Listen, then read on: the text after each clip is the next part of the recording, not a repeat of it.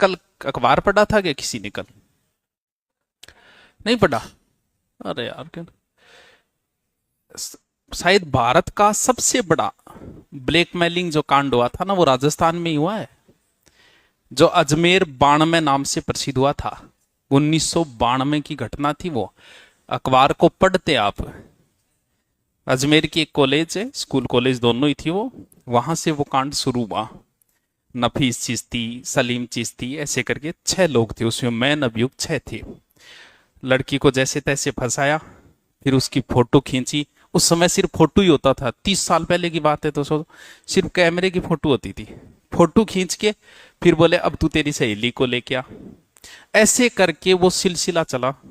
250 लड़कियों का बलात्कार हुआ। 250 का तो ऑन रिकॉर्ड है उसके अंदर। अब धीरे धीरे क्या हुआ, एक लड़की ने सुसाइड की। अब वो जो मैन था वो उस समय के अजमेर यूथ कांग्रेस का अध्यक्ष था। तो एक तो राजनीतिक मामला, दूसरा धर्म का भी, हिंदू मुसलमान बनने का डर भी। बड़ा कांड हुआ था उस समय भी, आंदोलन हुए थे पूरे भारत के अंदर। 92 उस पर फिल्म भी बनी है, कभी टाइम मिले तो जरूर देखना उस फिल्म को। एक लड़की ने सुसाइड की। अब सुसाइड को दबा दिया, बोलिए प्रेग्नेंट थी और डर से इसने कर लिया होगा। फिर उसी कॉलेज की दूसरी लड़की ने सुसाइड की, उसको भी फिर एक साथ 4 लड़कियां कूद गई उस कॉलेज से। फिर भी मामला मुख्यमंत्री तक, उस समय शायद भैरों सिंह शेखावत थे मुख्यमंत्री, बाद में बदले थे, भैरों सिंह शेखावत थे। एक पत्रकार ने इस मामले को उठाया था और अब जाके यानी 12 लड़कियों ने केस दर्ज किया था 250 में से। 250 तो ऑन रिकॉर्ड। उसमें हुआ क्या कि एक ही स्टूडियो था, वो फोटो खींचते, स्टूडियो वाले को देते। उस समय आपको नहीं पता, 10 साल पहले पंजाब केसरी अखबार में एक शानदार अखबार आता था, लोग वेट करते थे उसका। और उस समय ऐसी फोटो मिल जाए, लोगों को चाहिए क्या। अब वो स्टूडियो वाले ने भी बेचनी शुरू कर दी। जो भी वो लड़की की फोटो देखे, लोगों ने ये काम करना शुरू कर दिया। यानी बहुत बड़ा कांड हुआ था ये इसके अंदर। फिर वो पकड़े गए। अब सजा हुई। 12 में से 2 लड़कियां लास्ट तक रुकी रही। किसी को धमकी दे दी, किसी को। अब सोचो, अब जो लड़की डटी रही, बंग पोता हो गया। 30 साल पहले की घटना है, आपको देखो। अब उनको सजा हुई है। और हमारा कानून व्यवस्था इतनी अच्छी है, हम लोग जैसे कई बार पोस्ट देखते हो ना कि बलात्कारियों को इस देश में ये सजा, इस देश में ये सजा। मैं मानता हूं कि भारत से बेस्ट सजा किसी देश में नहीं है। क्यों नहीं है? देखो, जैसे आपने किसी व्यक्ति को थप्पड़ मारा, थप्पड़ मारते ही मामला आज या यार जज साहब ने आपको 1 महीने की सजा दी थी, ठीक है, आपको लगा वाह कितनी जल्दी न्याय हुआ। लेकिन हमारे यहां ऐसा नहीं होगा। थप्पड़ मारा, कई सालों तक केस चलेगा, आप वकील ढूंढते फिरो, रोज तारीख आएगी। कुछ केस में आपको जोधपुर जाना पड़ेगा 15वें दिन, वकीला ढूंढो, रुपया लागो, 10 साल बाद 1 महीने की सजा हुई। बताओ कौन सा व्यवस्था अच्छी है? बताओ। ये हमारे वाली यहां क्या है, यार 1 दिन में क्या बलात्कार किया, अगले दिन फांसी मिल गई, क्या फायदा? ये तो मृत्यु तो छुटकारा है सभी दुखों का। हमारे यहां वो 20 साल तक सड़ेगा, कभी केस कभी को, सारे पैसे लग जाएंगे उसके जितने हैं उतने, फिर जाके उसको सजा होगी। अब उनको सजा हुई है उम्र कैद की। और जज साहब ने कहा कि ऐसे लोगों के साथ कोई सहानुभूति न बरती जाए। ऐसी घटनाएं ब्लैकमेलिंग वाली आज भी हो रही है। ये 92 की नहीं, अभी दिल्ली में भी हुई थी, आपको बताओ। तो ऐसी घटनाएं होती रहती हैं, लड़कियां शिकार होती रहती हैं हमेशा। महिला ही महिला की दुश्मन है, ये कहावत आज से नहीं बनी है, बहुत पहले से बनाई गई है। किसी लड़की के नंबर अगर लड़के के पास गए तो दिमाग लगाने की जरूरत नहीं है। 90% चांस है कि आपकी सहेली ने दिए, 90% यही मिलेगा। ए भाई मैं तेरो भी करवा दूं, बॉयफ्रेंड बना दूं, नौकरी लगा दे, बॉयफ्रेंड के बना दे, ये बन जैसी आप बना लेगी, मैं इतनी योग्यता कौन कीजिए। क्योंकि बॉयफ्रेंड बनाना कोई योग्यता के अंदर नहीं आता है। कद्दी बना लो, बस में चाल तो बन जाओ, पार्क में घूम तो बन जाओ, रोड पर घूम तो बन जाओ। ये तो मिले हैं, मिल जाएंगे, जब चाहो तब ढूंढ लो तब मिल जाएंगे। लगानी है तो नौकरी लगा। क्योंकि लड़की की संगत बहुत जरूरी है देखना। संगत का असर लड़की पे सबसे जल्दी आएगा। गार्जियन को सबसे जल्दी ध्यान देना जरूरी है कि इसकी सहेली कौन है। अगर एक बुंडी सी शक्ल की आगी नहीं, भेज देगी रास्ता में। क्योंकि बहुत जरूरी है, क्योंकि बुद्धि काम में लेती नहीं है। ए भाई की कौन भाई क्यों करूँ, मैं जानू इन तो मेरे बॉयफ्रेंड को दोस्ती तो है, इतनी जल्दी याराना करवा देगी। तो बच के रहें, ऐसी घटनाएं सब जगह होती है। अठे अगर वह, क्योंकि गार्जियन को हर बात नहीं कही जा सकती, कोई अठे प्रॉब्लम हुए नहीं सीधा आगे बता दियो, कोई शर्म संको को नहीं है। और आओगो मैं गारंटी दूं कि अगले दिन वो आपको दिखाई नहीं देगा। ऐसी एक दो घटना हुई तो जी ही आए बोल गुरु जी वो छोरो छेड़े, क्योंकि सबसे अच्छा तरीका है मोबाइल। जब भी आपको लगे लड़का पीछा कर रहा है, आप मोबाइल बस ऐसे कर लो, चलाओ मत चाहिए, आगे वाले की औकात ही नहीं है कि आपके पास आ सके। लड़का डरता बहुत जल्दी है। जका फब्दी का सैनी छोरियां जाता, जग दिन छोरी सामने होगी नहीं, सच बताऊं आपकी दूसरा शब्द नहीं निकलेगा, आ कहना पड़ेगा तन थोड़ी को मेरे भाई लन कहो। बस में छेड़ रहा है, अगर लड़की सामने हो गई ना, लड़की तब तक रुकी हुई है जब तक आपके सामने नहीं होती। अगर थार में हिम्मत है तो थान में एक दो गड़ियां बताऊं दिल्ली की, वहां से निकल के दिखा दो। अगर तुम मर्द हो वहां से निकल के दिखाओ, ए चिकने है।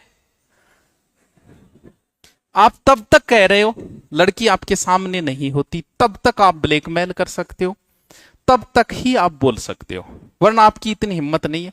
और आप लड़की के पीछे पड़े हो, जिस दिन लड़की अगर किसी के पीछे पड़ गई ना, किसी भी लड़के के पीछे, आगे भाजनो चालू हो जाएगा। क्योंकि आपके साथ ऐसी घटना हुई नहीं तो आपको पता ही नहीं होगा कि यहां भी होगा। ऐसा ही होता है, आदमी फिर भागना शुरू हो जाता है, उससे बचना शुरू हो जाता है कि यार कहीं गैल छुट्टा मांग। अभी घटना हुई, बोले गुरुजी वो छोड़ रही हॉस्टल गए, आपने चिंता करने की जरूरत नहीं, मैं तुरंत सामंतान भेज दिया, मैं हॉस्टल उठा के लो ताकि और हॉस्टलर छोरा बेरो पड़े। अब वो बाद में बोले गुरुजी के थे इतनी के चिंता कर रखी है, अब थे बताओ ये मरुस्थल में कौन आओ जिया, आप बताओ इस शहर में आप आते क्या। तो यहां अगर गार्जियन ने किसी बच्ची को भेजा है तो उसका जिम्मेवार कौन है? सिर्फ यहां नहीं है, बाहर भी मैं ही जिम्मेदार हूं। थारी जी कोई शिकायत आ गई तो बच्चों का को नहीं, बस बता दियो, इशारों कर दिया, थाने तक तो बात जागी को नहीं, आज तक ही कौन गई। ब्यूं पहली पहली डील सर्विस को काम मारकन खुद कने, क्योंकि गलती है, गलती आपकी ही मिलेगी। ये लड़की की तरफ से शिकायत नहीं मिलती है, उसे प्रकृति ने ऐसा बनाया है, तभी तो कहें बहलाया फुसलाया, बहलाए तो थे ये। तो जब भी कोई वे शंका करने की जरूरत नहीं। आज भी लड़कियां ब्लैकमेल की शिकार हो रही है, एकदम सत्य बात है, यहां भी हो रही होगी, कोई बड़ी बात नहीं। फिर भी छोटा क्षेत्र है, कहीं करे देखे, मैं खुद भी देखूं, काला काच कर लिया, लगभग गाड़ियां तो काला काच हो गया हमारे तारनगर में, पहले नहीं थे, कर रहे हैं तो भाई थार खाते रहेंगे, ना खाऊंगा ना खाने दूंगा, बेरो पड़ गयो तो बता दे करो, कोई संके वाली बात नहीं है। गार्जियन को हर बात नहीं बताई जा सकती, मान बता दिया इलाज पूरा हो जाएगा। क्योंकि अगर लड़की थारा सामने होगी नहीं, उस थारे रमान है, ब्लैकमेल कर ही नहीं सकता। लड़की को अगर कानून का पता हो, उसे कोई ब्लैकमेल कर ही नहीं सकता, क्योंकि थारा भी तो, लेकिन कुछ गलतियां लड़की खुद भी करे। ये फोटो देख के डिलीट कर देना, आज तक तो कोई छोरा करी को नहीं,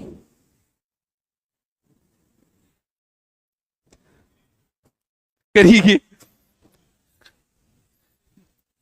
जो विशेषज्ञ होते हैं वो कुछ बातें बताते हैं, हो सकता है आपको ये बुरी लगे, क्योंकि लड़के और लड़की का भेदभाव कोई नहीं मिटा सकता, मैं नहीं मिटा सकता। एजुकेशन में ऐसा, आप खुद बताओ, यहां कोचिंग में आप आ रहे हो, आपको अलग अलग बिठाया जा रहा है ना, तो भेदभाव तो यहीं से शुरू है। आप अलग अलग बैठे हो ना, मैं जयपुर दिल्ली में था, सब एक जगह, यहाँ लड़का लड़की लड़का लड़की, यहां तक कि सिर्फ मुझे लगता है कि एकमात्र मेरे लाइब्रेरी है जगह लड़का लड़कियां अलग अलग लाइन है, एकमात्र ऐसी है जहां लड़कों की आने की लाइन अलग है, जाने की अलग है लड़कों की, दोनों साथ में नहीं, एक ही गेट नहीं है, अलग अलग गेट है, पानी का अलग है, बाथरूम का अलग है। क्यों? जब मैं खुद ही भेदभाव नहीं मिटा पा रहा, कौन मिटा देगा? हम एजुकेशन में होके, कारण ये इतना सब कुछ अलग अलग है सारा, कोई मामला आते आपने देखा होगा रिएक्शन, फिर भी बिना मतलब बोलो और राठा को तो माहौल खराब हो रही है, क्या माहौल खराब हो रही है थे, बताओ क्या माहौल खराब है? कौन नहीं। लेकिन लोग पहले, क्योंकि मैं क्षेत्र के बारे में जानता हूं, सोच को जानता हूं मैं, इसलिए मैंने पहले ही ऐसी व्यवस्था की कि साला आंगड़ी उठाओगा तो जरूर, लेकिन मिलो की को नहीं, क्योंकि सारी चीजें, अब मैं खुद भेदभाव कर रहा हूं भैया, ये भेदभाव नहीं मिटाया जा सकता। कहने को कह भले ही दो, लड़के लड़के भेदभाव मैं खुद करा, और आप भी करोगे, आप भी जिस दिन टीचर बनोगे करना पड़ेगा, क्यों? क्योंकि समाचार बिना मतलब अगर एक जगह बिठा दें क्या कहेगा लोग, जबकि सारी चीजें अलग है फिर भी बकड़ने बोलते।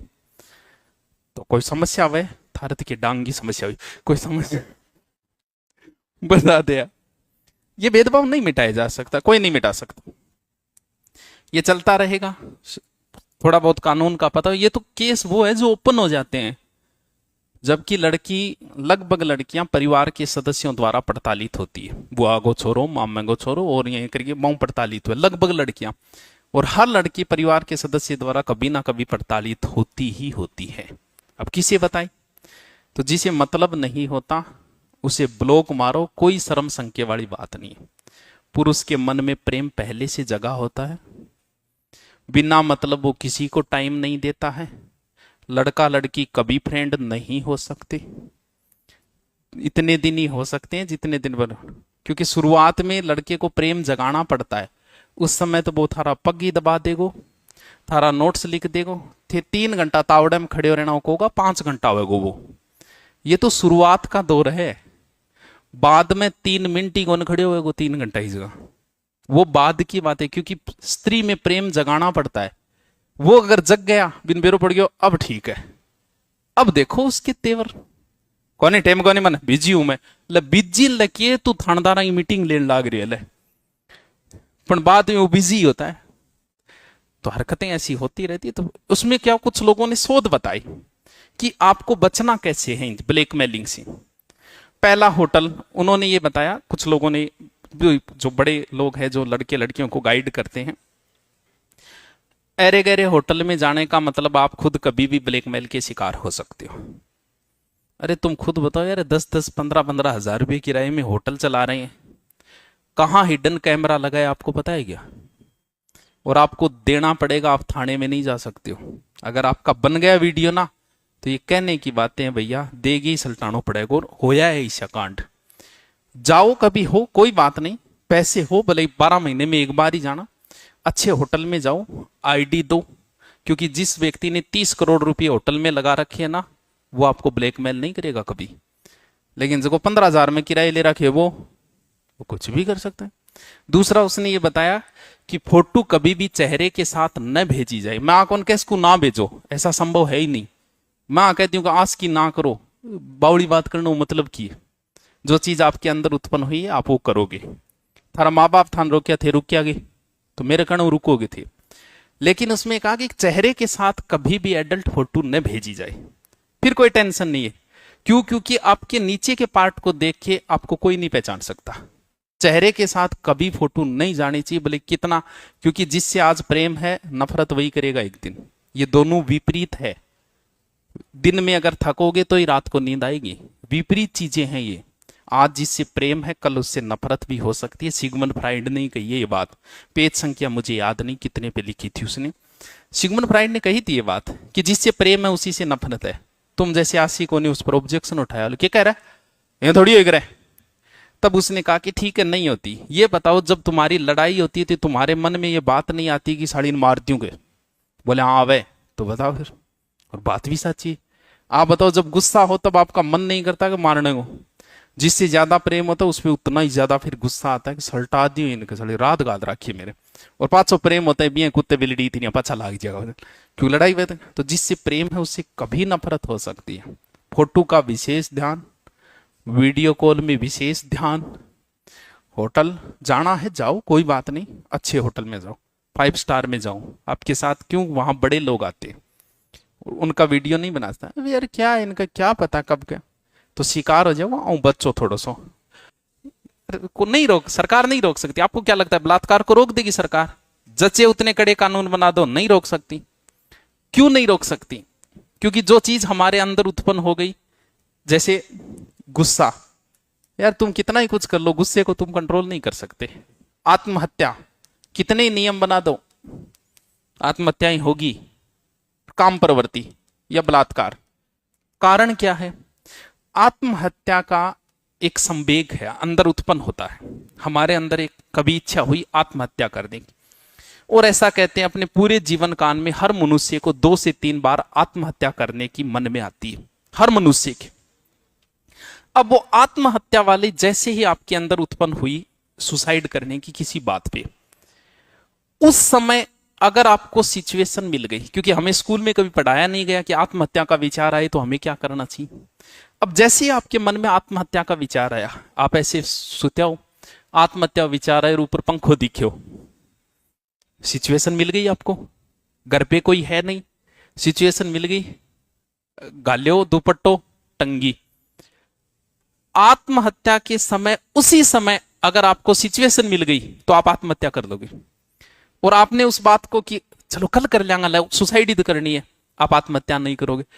इसीलिए आप देखो कोटा के अंदर हॉस्टल का एक रूल है कि ये पंखे नहीं लगा सकते हॉस्टल में, क्योंकि ये आत्महत्या करने के तुरंत विचार आ जाता है। देखते वहां कौन से फैन लगेंगे, या तो एसी लगाओ या फिर वो फैन लगाओ, ये फैन आप हॉस्टल के अंदर नहीं लगा सकते। अकेले बच्चे को नहीं रहने दिया जाएगा, क्योंकि आपके साथ कोई है तो आप सुसाइड नहीं करोगे। घर के अंदर सुसाइड के कम चांसेस होते हैं।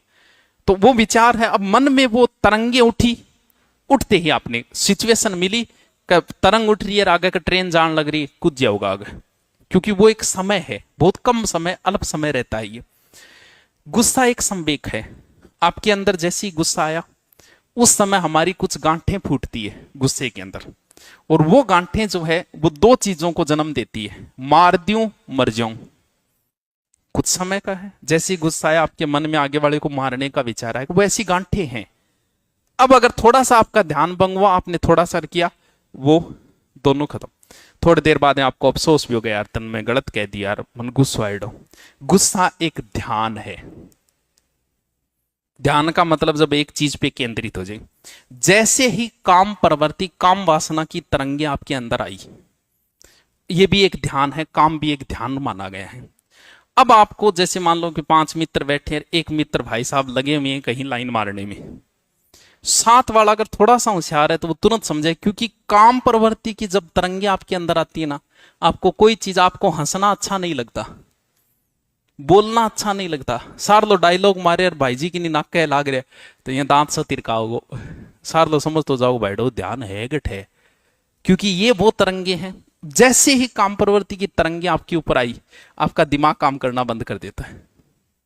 आप किस उम्र में हो ये बात भूल जाते हो, सबके साथ होता है ना, आप किस पद पे हो ये बात आप भूल जाते हो, क्योंकि ये तरंगे ऐसी है, जैसे इस प्रकार की ये तरंगे हैं वैसी ही ये तरंगे हैं, सब कुछ भूल जाओगे आप।